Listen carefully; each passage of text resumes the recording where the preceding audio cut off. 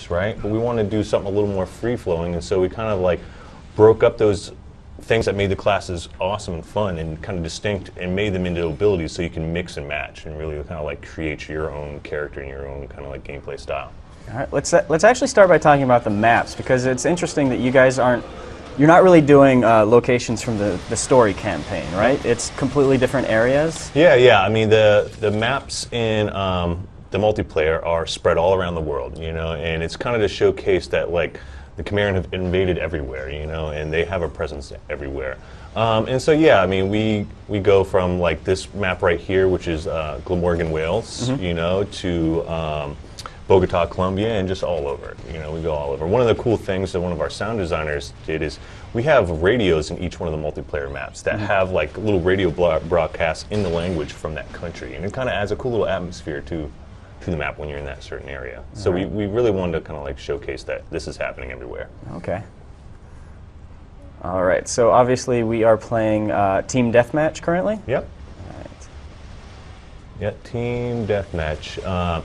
He's currently on the Chimeran side, right?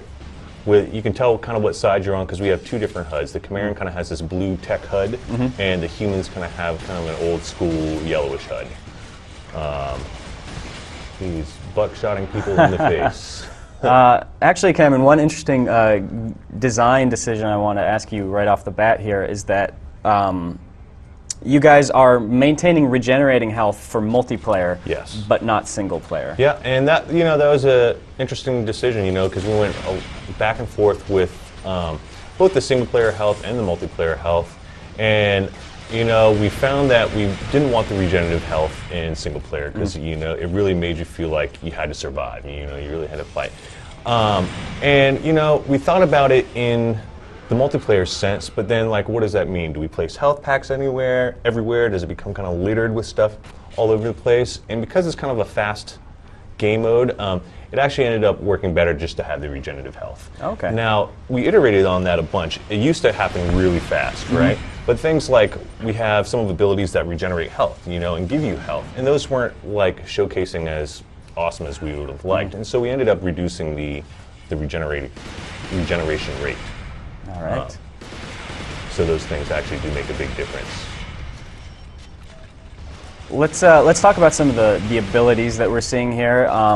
What are these two abilities that James has equipped right now? So currently what James has equipped is, and what you're seeing on the screen are the active abilities. Right. And he has Spotter, which he just activated.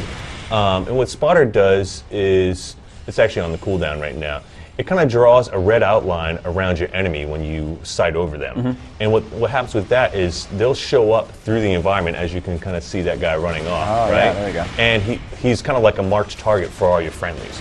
The other bonus to that is that if anyone kills that guy, you get bonus XP. Oh, nice. Right? So it's another little teamwork thing to kind of like help out. His other ability he has is Doppelganger. And this is kind of like a projected hologram that he can activate, and it runs right alongside you and kind of copies your movement and anything. And it's great for kind of messing with the enemy, you know, because they're not quite sure who to shoot. Oh, okay. Now, once they start shooting it, you can see that it kind of like starts to fade a little bit, flicker a little bit. But like off the first jump, like if they shoot him, it's going to give you enough time to like counter him. Interesting. And so yeah, we have a bunch of little kind of like misdirection things like that too. We have another ability which is like a decoy, and rather than being kind of a hologram that follows you, it is kind of like a hologram that stays in one place. And when you upgrade it, it turns into a little bomb. And so it's one of those fun things to kind of like mess with people. You know, I'm going to set it over here, and I'm going to go hide in this corner, and hopefully I can trick someone into coming and trying to get them. You know, Nice. So lots of little fun things like that. Oh, if you see right now, he has just earned a berserk. And what our berserks are, they're essentially our kill streaks. He right now is on the 3rd tier berserk, which is mutate. And essentially, with this kill streak, you have to kill 9 people in a row, right? And when you do, if you're on Chimeran's side, you mutate into a big Ravager, and you essentially get a chain grenade launcher, right? And it wrecks stuff. Right. The human, you get this big combat armor. Kind of similar style weapon, but it's a human version. But the berserks, you know, again, they're activated by kills in a row, and we have 3 tiers of them.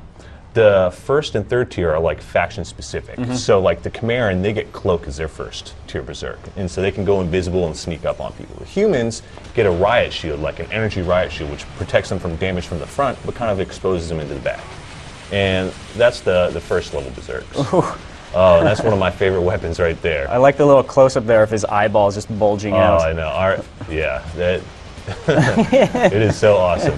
Yeah, and so what he's doing right now, he has the upgraded mutator, and what the mutator does is it shoots out this like goo, really.